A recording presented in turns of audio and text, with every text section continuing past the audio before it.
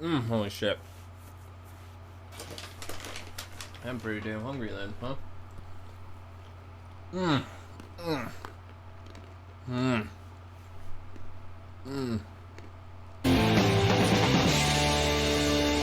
Good evening and welcome to Tucker Carlson Tonight. Things have changed so fast, so dramatically this year, that it's hard to remember what a very different country this was on New Year's morning. Back then, a little over 7 months ago, the U.S. felt politically volatile. It definitely was. There was an election coming.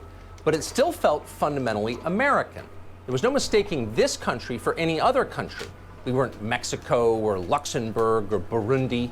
We definitely weren't China. Yes, most of our consumer goods did seem to be manufactured in Asia, but our way of life, our system, our society, seemed to be the very opposite of China's. The Chinese were enslaved. We were free. That was the difference, and it was permanent. It would never change. Not 1 in 1,000 Americans doubted that. In January, for example, Dr. Anthony Fauci, at the time not yet a household name, did an interview with the Journal of the American Medical Association to talk about America's response to the Wuhan coronavirus. Fauci explained the authoritarian measures the Chinese government had taken to contain that virus. Then Fauci noted, almost offhandedly, that in America, none of that would be allowed. Watch.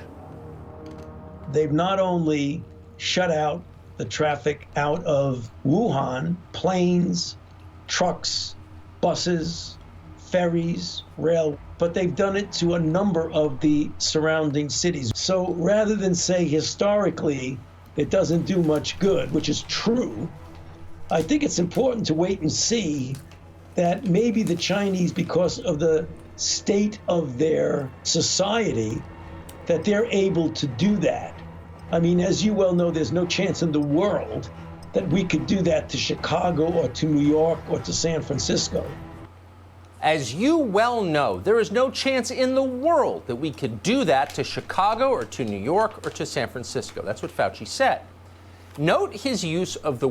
I wonder if it's because he knows historically, like, we have a hard time getting people to get on board with that. I wonder if Fauci understands the historical context. No? No? I doubt it. Maybe. I feel like that would be one excuse or explanation for that, but I'm not entirely sure because that's only like a part of his premise, right? We didn't get the conclusion of why we wouldn't be able to do that. He says so I guess I would have to go look it up. I don't know. Am I not able to play Call of Duty right now? The word to. The Chinese government was doing these things to its people, not for them. In other words, these were punishments, not remedies. And none of that would ever be allowed here in a free country. It just couldn't happen in America. Fauci's words seem quaint now, like a fax machine or a black and white photograph. Fauci himself has since become one of the most strident advocates of a Chinese response to coronavirus, but he's hardly alone in that. Yesterday, the mayor of New York announced that he plans to erect armed checkpoints around the perimeter of the city and use plainclothes government agents to follow citizens to their homes. It would have been impossible to imagine any of that in January. Yet de Blasio's announcement didn't seem especially... Yeah, because we didn't have a pandemic. And we didn't have like a virus so infectious. I think one person can infect 6 people, like on an average.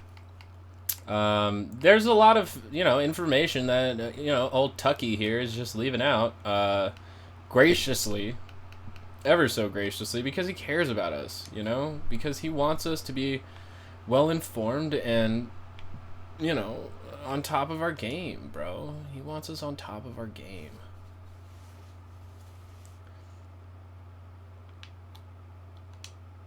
Wow, that's strange. I got like no sound from the game now. That's cool. Shocking. We're used to it now. That's how similar to China we have become. It's a big change. But like all seismic shifts, it happened incrementally before it happened overnight. For years, we watched our leaders prostrate themselves before the Chinese government. Most of us just assumed they were greedy. That's why they were doing it. China was paying their bills, so they bowed. We never imagined they actually admired the Chinese system. Oh, but they did. And that became clear with the arrival of the coronavirus. The first Their tip was response their was resolute impressive. refusal to admit where the virus came from.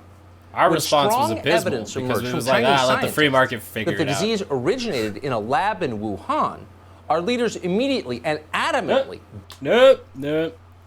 We still don't have provided authentic proof that is the origin of the COVID-19. If they had found it in what am I gonna say? If they had found it in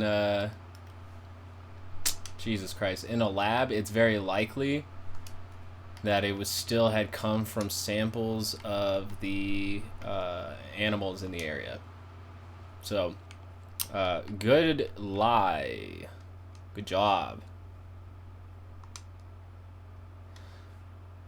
Man, that battlefield is taking a minute. It makes me sad because I was having fun with that one more. I like those maps a lot. And then Call of Duty's multiplayer was just pooping on me, so. The whole audio is just gone. Interesting.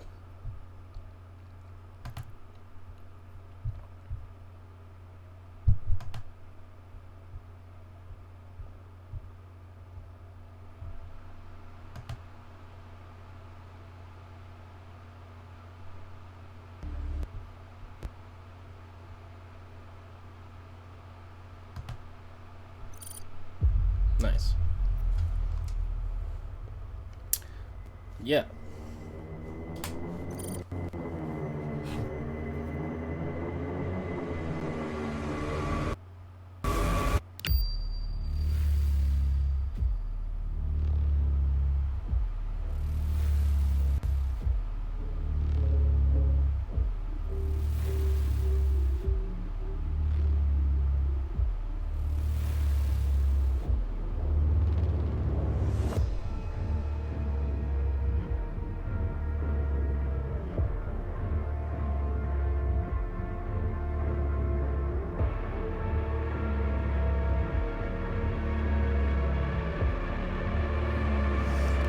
I just had to change it. I think Doom Eternal's on sale right now. Oh, no, I didn't want to play one player. I want to finally beat this level right here. Alright, Tucky.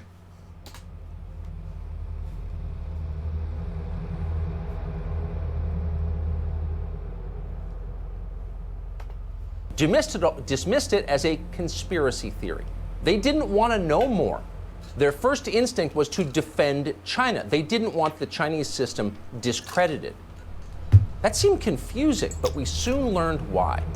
The Democratic political activist Zeke Emanuel was among the first to reveal how the left planned to use the pandemic to change the United States. Here he is on MSNBC 4 months ago this week.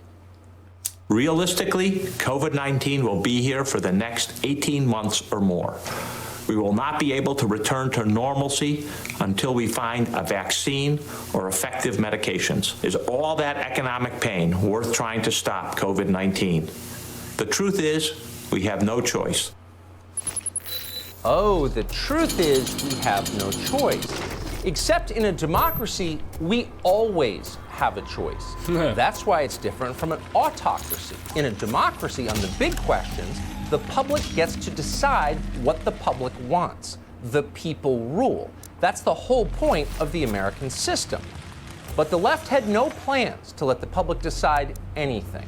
So instead, they issued resolute decrees. Remain at home, wear a mask, do not congregate with others. No one asked voters what they thought about any of this. Democracy played no role in it. The orders came down, men with guns. I can't believe we're getting the outcome of the lockdown narrative, right? That we were sold this idea for like a fucking minute. How the lockdown, and like Republicans refuse to do it because they don't think it's that serious. But here we are, because the Democrats took the public's health more seriously than Republicans did. They are seen as the fascist, authoritarians, like, they're able to spin that narrative in this direction, which, I mean, this is loud as fuck, right? They're spinning that narrative in that direction so that they can have this opposition right here, right? You're seeing it now being used. They built the idea that the lockdown was unnecessary, and the Democrats said the lockdown is very much necessary, we should do it. And because of that, right?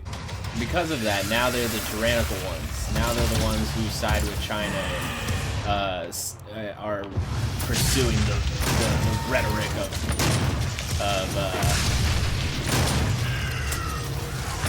socialism and leftism, and how many people has Marx killed? You know, not as much as this shotgun boy. You know what I'm saying? Ooh. It is hard as fuck to respond to politics while murdering demons.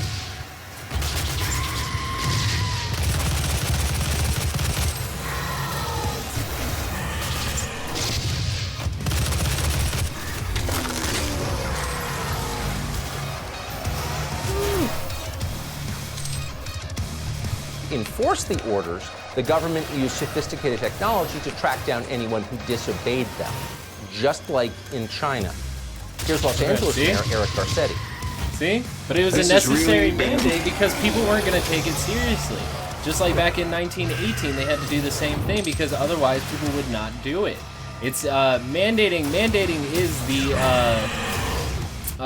least efficient option, right? Education is what you want to do. You want to educate people as to why they should do the right thing. But if you force people to do it without education, they're not going to understand and they're going to rebel because they're going to see, well, there's, you know, I have evidence that refutes it because, and this evidence fits what I believe. Like this. Oh shit, dude. Holy fuck. Wow. I have not been able to beat this fucking level, man. Like, and it's not even that hard. No, it isn't. Holy shit.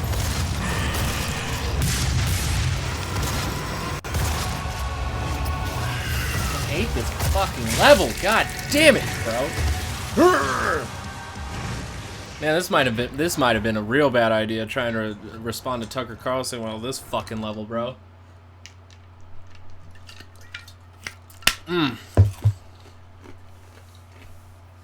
But we also have to look at the narrative that Tucker Carlson is further pursuing here, which is building on the idea that Marxists are coming to destroy America and install communism and merge with China, or just bring upon the apocalypse of America, end it all.